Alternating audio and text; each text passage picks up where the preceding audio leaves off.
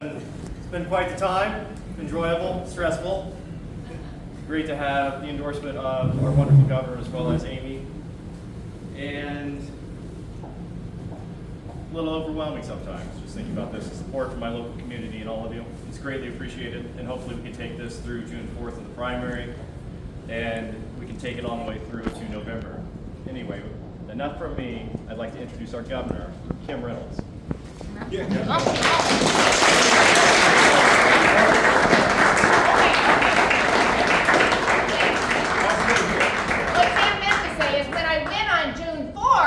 Then we're going to double down and we're going to make sure that we hold this state or hold this seat and continue to have you representing us at the state capitol. So listen, I want to start. This is a great turnout. So this is a really good turnout. You should feel really good about that. So thank you to each and every one of you. It's early in the afternoon. People got a lot going on. So I really appreciate you taking the time to be here and support Sam.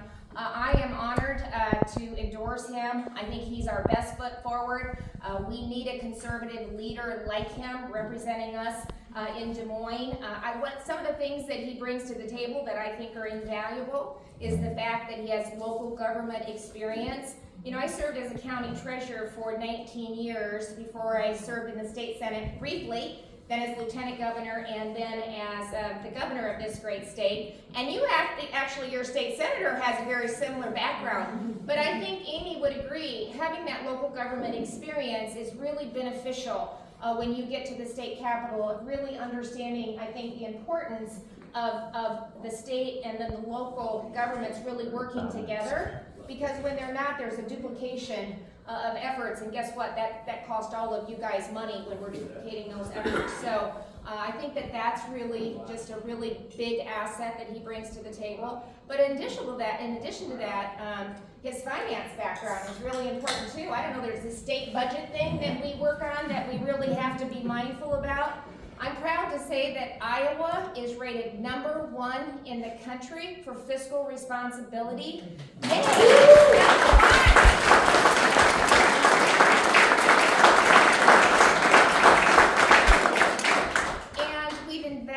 Priorities that are important to Iowans and cut taxes, but we've still been able to maintain that conservative budgeting practices. So having somebody that has the financial background like Sam does also brings a lot of value to the table in understanding what those systems look like and how we can manage through those. So, you know, I'm really excited that he stepped up and agreed to run. It is overwhelming. It's a lot. I can remember the first time I ran for office. I just thought, goodness, the girls, we had 3 small girls, and the first week they couldn't wait to get out there and door knock with me. And by week 2, they were like, I went yesterday, it is your turn to go now. So it is a family, it just takes the whole family. Annette Mom, I don't know where she's at, there she is. But it's also so rewarding to have the opportunity to work hard and serve Iowans. It's an incredible honor. It's an honor of a lifetime for me to serve in this capacity and to serve Iowans as the governor of this great state. It's filled with incredible people. You know, you're our biggest asset by far, and I love what I'm doing. I'm very honored to serve in this capacity. But not only is it important that we elect Sam on June 4th, but it's really important, first of all, Amy needs a colleague down here. It's really important that we maintain this seat. Because I hope you look at what we've done over the last several years, but I'm proud to say with the Republican-controlled Senate and House, the trifecta in Des Moines, we don't just talk about doing things. Republicans get things done, and the country is paying attention to what we're doing here. Now, it's not all done, so we still have a lot to do, so I'm going to tick through some things that we've done, but we're still going to have a lot of things that this guy has to work on to keep us moving forward. But you know, for the first time in the history of our state, our real GDP will be over $200 billion. So we've got companies that have the confidence to invest in Iowa, to locate and to continue to expand. This year, working with the legislature, I am so proud of this.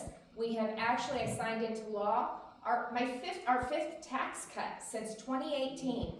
We went from an individual income tax rate of 8.98, 9 brackets, federal deductibility. Starting January 1, our individual income tax rate will be 3.8%.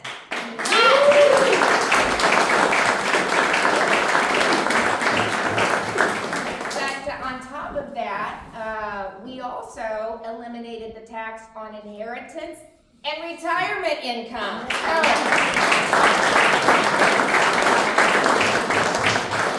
We're the #1 state to retire in the country because of our low cost of living, and then by not taxing retirement income.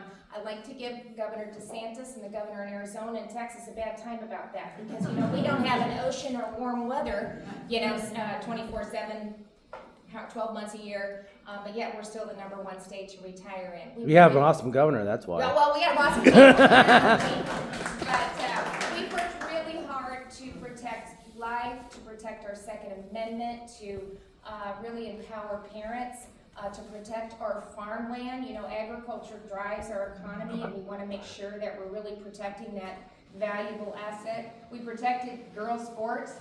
We think that you ought to, if you're a girl, you ought to be able to compete against a girl and not somebody that thinks they are. And so I think that that's really important, that we've done that too. Led on education, from homeschooling to giving parents a choice in where they educate their children, to making sure that we have strong public schools. That's also an important component of that. And we kept our communities safe. If you look at Chicago or New York or Minneapolis and see what's happening, the legislature and the governor's office, we back our men and women who serve in law enforcement, that put their life on the line to keep our communities and Iowans safe. And they know that. I tell them I get to be their microphone, but I'm reflecting what I hear from Iowans every day, how much they appreciate their ability. I'm not even halfway through the list of things that we've done, but I'm going to spare you all and not go through the check off.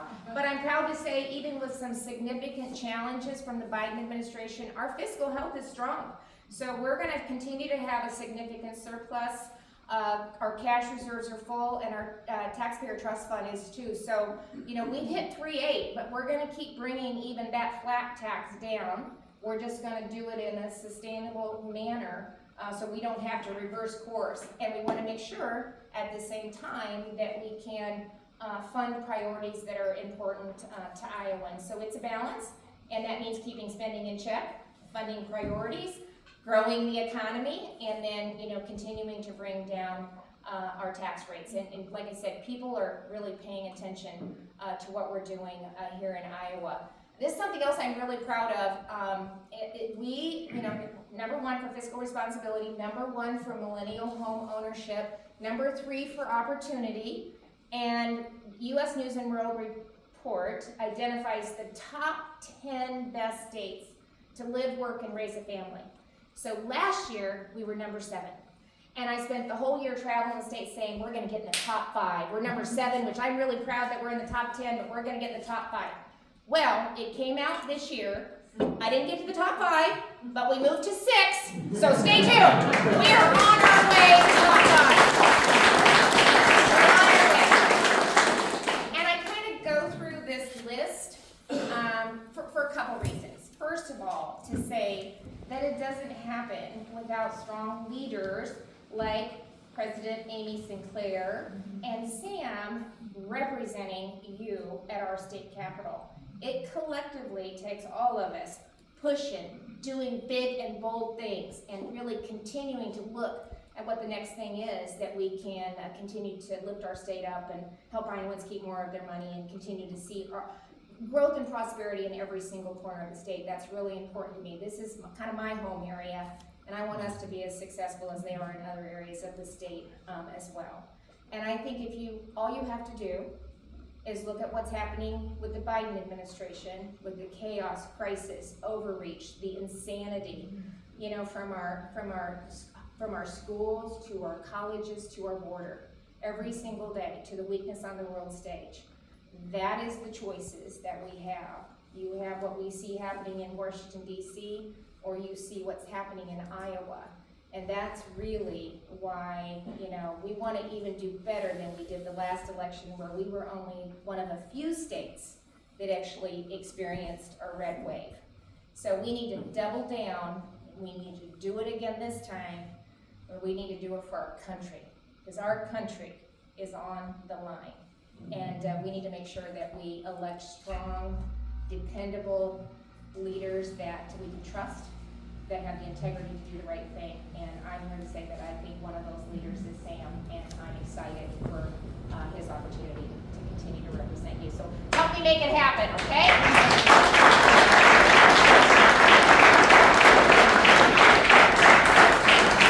Thank you, Governor Reynolds. For me, this is home. I've lived here my whole life. And thinking about all this, from City Council of the Hamlet of Pleasanton to Decatur County Supervisor, and next to the State House. It's wonderful thinking about the different challenges that you encounter along the way and thinking about the new ones that you can face. I know a major problem or concern for most of us here is the Timber Reserve Program, which my predecessor, Representative Fry, finally got it through the House, got to the Senate, was amended, and then struck down back in the House. That is something I'd like to focus on. Another big issue for me is digital privacy, because if there's one thing I hate, it's Iowa being behind California in anything. California passed a bill for consumer protections, where citizens of California are able to decide whether or not their data is brokered and sold, and I would like Iowans to have those same protections here, so that way then we don't have to worry about the Googles and the Facebooks taking everything, every search, every time we say Stetson cowboy hats next to our phone, and then an ad pops up for it. After that, of course, thinking about the other things that we can accomplish, fiscal responsibility is a key point of conservative government as well as being a Republican. I like to stand by that, make sure that the budget stays where it needs to be, not spend more than we take in, because the last thing we need is to encounter a deficit. Nextly, I'm almost run out of things to think about and talk about. A little nervous being up here. You have the whole list in your head about things you want to talk about. But I will say thank you to the governor and thank you to Senator St. Clair for the income tax, because I know that my income tax personally was way too high. I work in Missouri, live in Iowa, and I had to pay more in Iowa, of course. And I don't know who said anything about finance background. I'm just IT. It is at a bank, though. Well, you work at a bank. Yeah. Okay. What I do like that. Other than that, again, thank you all for your support. I appreciate it. And let's ride this wave into November. Thank you.